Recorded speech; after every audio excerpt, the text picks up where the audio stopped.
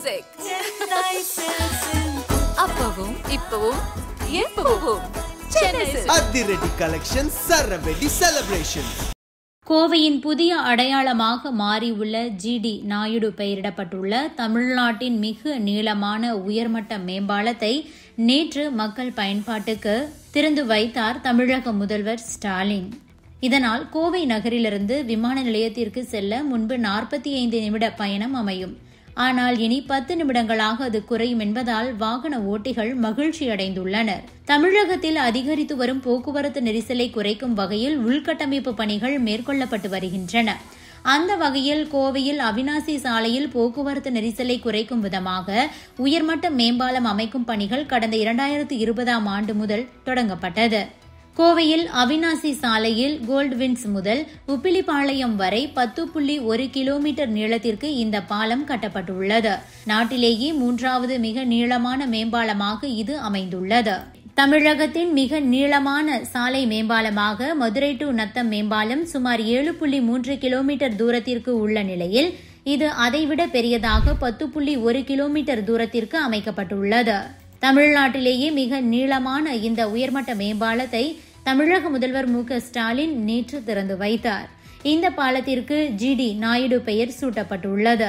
கோவையின் புதிய அடையாளமாக திகழும் கோவை டு அவிநாசி ரோடு மேம்பாலத்தினை முதல்வர் ஸ்டாலின் நேற்று காலை 11:30 மணி அளவில் கோல்ட்வின்ஸ் பகுதியில் திறந்து வைத்தார். இதனைத் தொடர்ந்து காரில் பயணித்தபடி மேம்பாலத்தை முதல்வர் ஸ்டாலின் பார்வையிட்டார்.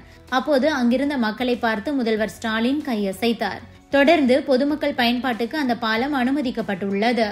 பாலம் திறப்பு விழாவை ஒட்டி மேம்பாலம் மின் விளக்குகளால் அலங்கரிக்கப்பட்டு ஜொலித்தது. இந்த பாலம் பயன்பாட்டுக்கு வந்திருப்பதால் கோவை நகரிலிருந்து விமான நிலையம் செல்வதற்கான 45 நிமிட பயணம் 10 நிமிடமாக குறையும். இதனால் வாகன ஓட்டிகள் மகிழ்ச்சி அடைந்துள்ளனர்.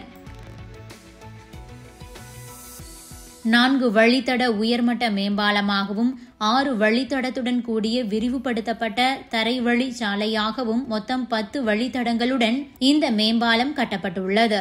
இந்த மேம்பாலம் பயன்பாட்டுக்கு வருவதன் மூலம் நகரிலிருந்து விமான நிலையம் மட்டுமின்றி சேலம், ஈரோடு, திருப்பூர், அவிநாசி ஆகிய பகுதிகளுக்கு இனி விரைவாக செல்ல முடியும்.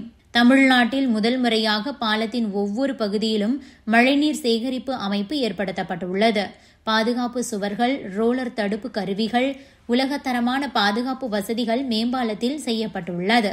தற்போது கோவை நகரிலிருந்து விமான நிலையம் செல்ல சுமார் 10 கிலோமீட்டர் தூரத்தை கடக்க குறைந்தது 45 நிமிடங்கள் ஆகிறது. ஆனால் இந்த பாலம் பயன்பாட்டுக்கு வந்தால் 10 நிமிடங்களில் செல்ல முடியும். விமான நிலையம், கொடிஷியா, ஹோப் காலேஜ், நவ இந்தியா, லட்சுமி மில்ஸ், அண்ணா சிலை மற்றும் உப்பிலிப்பாளையம் ஆகிய சந்திப்புகளில் ஏற்பட்டு வந்த போக்குவரத்து நெரிசல் குறிப்பிடத்தக்க அளவில் இதனால் குறையும். சுமார் 4 ஏக்கருக்கு மேல் நிலம் கையகப்படுத்தப்பட்டு இந்த மேம்பாலம் கட்டுமான பணியானது நடைபெற்றது. மக்களுக்கு இடையூறு ஏற்படாத வண்ணம் பணிகள் முன்னெடுக்கப்பட்டது. மதுரை நத்தம் சாலை மேம்பாலத்தை விட இது 3 கிலோமீட்டர் பெரியது. 10 கிலோமீட்டர் நீளமுள்ள இந்த மேம்பாலம் கோவை மாநகரின் மையப்பகுதியான அவிநாசி சாலையில் அமைந்துள்ளது. கோவையை விட பல மடங்கு நெரிசல் உள்ள சாலையான சென்னையின் ஜிஎஸ்டி சாலையில் கூட இப்படியான மேம்பாலம் இன்று வரை இல்லை. அந்த அளவிற்கு தொலைநோக்கோடு அதிமுக, திமுக 2 அரசுகளுமே கோவையில் மேம்பாலத்தை உருவாக்கி உள்ளன. இந்த மேம்பாலம் காரணமாக கோவையில் போக்குவரத்து நெரிசல் இல்லாமல் நகரை விட்டு வெளியே போய்விட முடியும். கோவை என்றால் இந்த மேம்பாலம் தான் இனி அடையாளம் என்கின்ற அளவில் உள்ளது. அப்படிப்பட்ட மேம்பாலத்திற்கு கோவை மாநகரில் பிறந்த விஞ்ஞானியான ஜிடி நாயுடுவின் பெயரை முதல்வர் ஸ்டாலின் சூட்டியிருக்கிறார். ஜிடி நாயுடுவின் பெயரை சூட்ட காரணம் இல்லாமல் இல்லை. இந்தியாவின் எடிசன் என அழைக்கப்பட்ட ஜிடி நாயுடு கோவையை அடுத்த சூலூர் கலங்கல் கிராமத்தில் பிறந்தவர். யுனைடெட் மோட்டார் சர்வீஸ் என்ற நிறுவனத்தை தொடங்கி நடத்தினார். அவருடைய கண்டுபிடிப்புகள் ஏராளம்.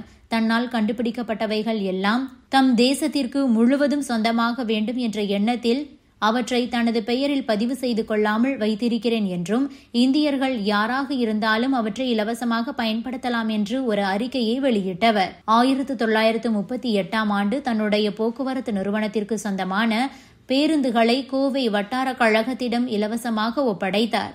எதிர்கால தலைமுறையினர் தொழிற்கல்வி பயின்று சமுதாயத்தை தொழில்துறையில் மேம்படுத்திட பாலிடெக்னிக் மற்றும் பொறியியல் கல்லூரிகளை தொடங்கினார். இந்தியாவிலேயே முதல் முறையாக மின்சார மோட்டார் உற்பத்தி செய்யும் தொழிற்சாலையை கோவையிலேயே தொடங்கியவர். புதிய அறிவியல் கண்டுபிடிப்புகளால் கோவைக்கு பெருமை சேர்த்த இந்தியாவின் எடிசன் என போற்றப்படும் ஜிடி நாயுடுவின் பெயரை சூட்டியதை பலரும் வரவேற்கிறார்கள்.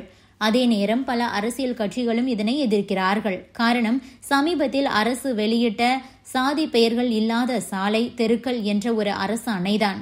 அந்த அரசாணையில் உள்ளாட்சி அமைப்புகளின் குடியிருப்புகள், சாலைகள், தெருக்கள், பஸ் நிலையங்கள், சந்தைகள் போன்ற சொத்துக்கள் மற்றும் நீர்நிலைகள் போன்ற பொது உள்கட்டமைப்புகளின் பெயர்கள் ஒரு குறிப்பிட்ட சாதி அல்லது பிரிவை சார்ந்த மக்களையும் அவர்களது உணர்வுகளையும் இழிவுபடுத்துவதாக அல்லது பாகுபாடு காட்டும் வகையில் அமைந்துள்ளதா என்பதையும் குறித்து மதிப்பிடும் வகையில் பெயர்கள் தொடர்பாக விரிவான பகுப்பாய்வுகள் மேற்கொள்ளப்பட வேண்டும்.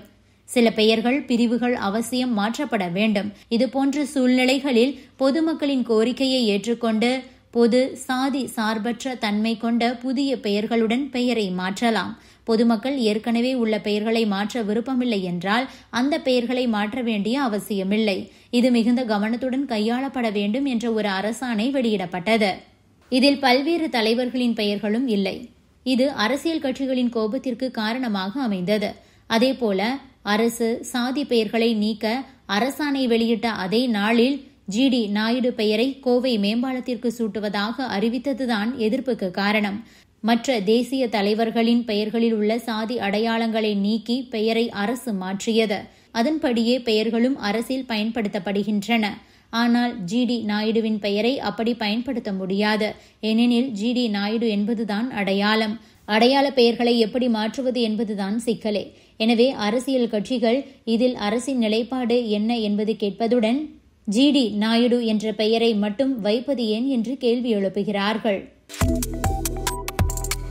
Subscribe to One India and never miss an update.